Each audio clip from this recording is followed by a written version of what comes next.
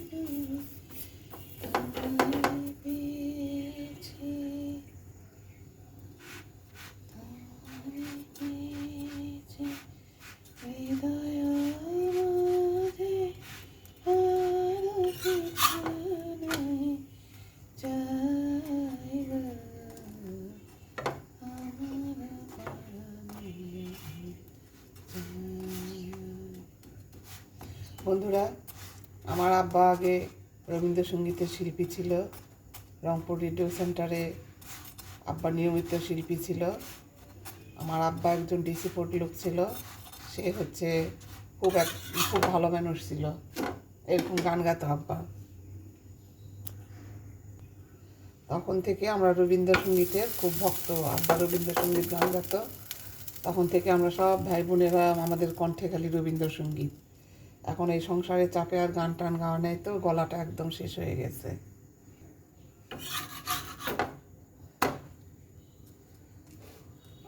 তোমরা খুব আস্তে আঁচ দিয়ে রুটিটা ভাজবে। রুটি বানিয়ে একটা পলিথিন, একটা রুটি এরকম করে রাখবে ডিপে, আর এরকম করে ভাজবে, একটু আস্তে আঁচ দিয়ে ভাজবে।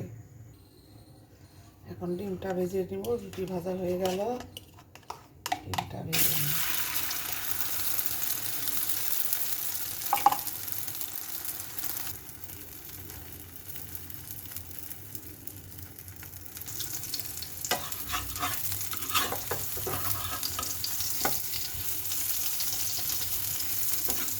এরকম করে লাল লাল করে ডিমটা ভাজবে।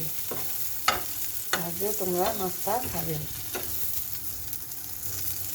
বন্ধুরা, তোমরা আমাকে লাইক দিবে, কমেন্ট করবে, সাবস্ক্রাইব করবে। অবশ্যই সাবস্ক্রাইব করতে ভুলবে না।